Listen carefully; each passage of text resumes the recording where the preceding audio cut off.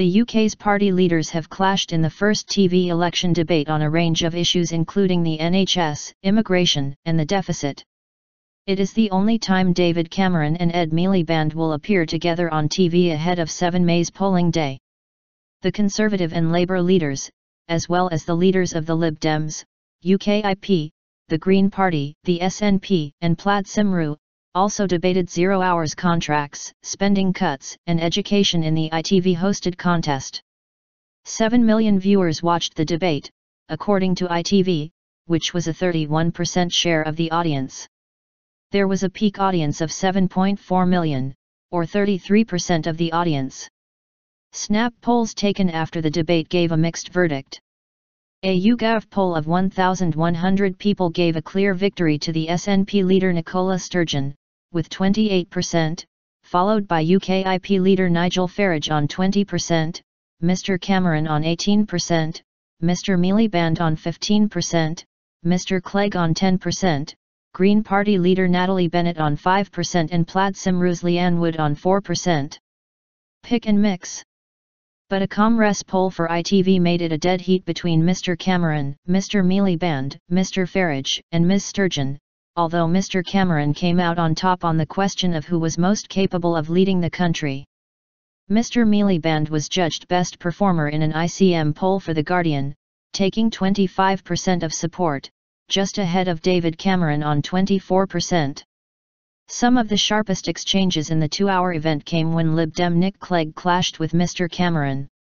Mr Clegg accused Mr Cameron of wanting to cut the money going into schools. Mr Cameron denied this and accused the Lib Dem leader of taking a pick-and-mix approach to decisions they had made together in cabinet. Mr Miliband attacked Mr Clegg for betraying young people over tuition fees. A clearly riled Mr Clegg attacked the Labour leader's pious stance and challenged Mr Miliband to apologise to the British public for crashing the economy. Mr Miliband said Labour had admitted getting it wrong over bank regulation. Ms Sturgeon took a firm line against austerity and signalled areas, such as increasing the top rate of income tax, where she could work with Labour but said getting more SNP MPs elected to Westminster was needed to keep them honest. Ms Wood and Ms Bennett joined Ms Sturgeon in stressing their anti-austerity credentials. The BBC's assistant political editor Norman Smith told BBC Radio 4's Today programme both Mr Cameron and Mr Miliband's supporters were pretty pleased. They felt their men came through it relatively unscathed, they got over their core message, they both believed they managed to look prime ministerial. However, he said, those with the most to smile about would be the smaller parties, particularly the women, and most particularly Nicola Sturgeon. The SNP leader had managed to project herself as a distinctive, articulate voice of anti-austerity in a way which we've not really had on the national stage, he said. Mr Farage, on the other hand, seemed to be appealing again and again and again to his base. This is not a UKIP campaign that is reaching out. Mr Farage risked controversy by highlighting the number of foreign nationals with HIV whom he said were treated by the NHS, saying, "We have to look after our own people first." Ms Wood said Mr Farage ought to be ashamed of himself for deploying scaremongering rhetoric. Mr Farage also clashed directly with Mr Cameron on the issue of immigration, saying he stood no chance of getting agreement from other EU leaders to restrict the free movement of people. Mr Cameron rejected this and accused Mr Farage of wanting to get a Labour government through the back door. Spending cuts. He said, "We do need immigration that's controlled and fair. In recent decades it's been too high and I want to see it come down." Mr Farage responded, "As members of the EU, what can we do to control immigration? Let me tell you, nothing." It was a relatively even-tempered debate, with few examples of the leaders shouting across each other, but a woman from the audience attempted to disrupt proceedings, shouting "They are not listening to us" as Mr Cameron gave an answer on the armed forces. The heckler, Victoria Prosser, 33, from Salford, told reporters she had challenged David Cameron because she wanted people to question the 1% at the top who she said were not working in the country's interests. Mr Miliband repeatedly described what he would do if I am Prime Minister, in raising the minimum wage, banning exploitative zero-hours contracts and rescuing our NHS. Mr. Clegg directly challenged Mr. Cameron over his decision not to ask the richest to pay more towards deficit reduction, but instead to impose ideologically driven cuts. Responding to Mr. Cameron's casting of the election as a choice between competence and chaos, the Lib Dem leader urged him to imagine the chaos in people's lives caused by cuts in spending on health, schools, and childcare. Mr. Cameron said the wealthy would be the target of a £5bn crackdown on tax avoidance and evasion. He then turned the spotlight on Mr. Miliband, who he said still thinks the last Labour government didn't tax too much, borrow too much and spend too much.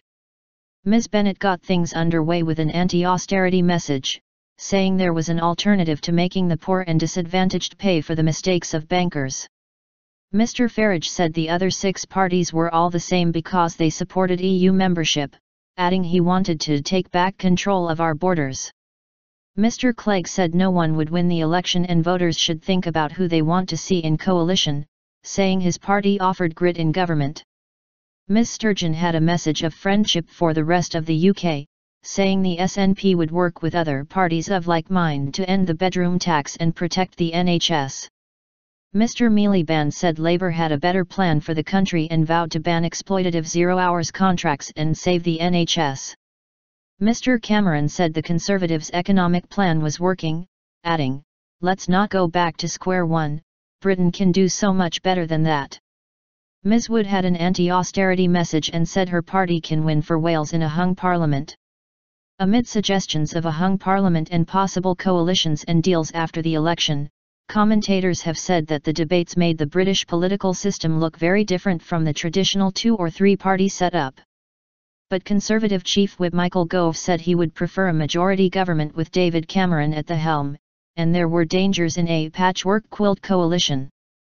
And Shadow Energy Secretary Caroline Flint said, "At the end of this campaign it's about a choice, who's going to be the Prime Minister? And that's between Ed Miliband and David Cameron." Other debates. The 7-way debate emerged from tortuous negotiations between the parties and the broadcasters, with Mr. Cameron refusing a direct head-to-head with Mr. Miliband. The Democratic Unionist Party, which has 8 MPs, has criticised its exclusion from the programme. A question-and-answer programme featuring Mr. Cameron and Mr. Miliband appearing separately was hosted by Channel 4 and Sky News last week, and a BBC debate involving opposition party leaders, moderated by David Dimbleby, will be broadcast on April 16. There will also be a special question time on BBC One, a week before polling day, with Mr. Cameron, Mr. Miliband, and Mr. Clegg appearing one after the other to answer questions from a studio audience.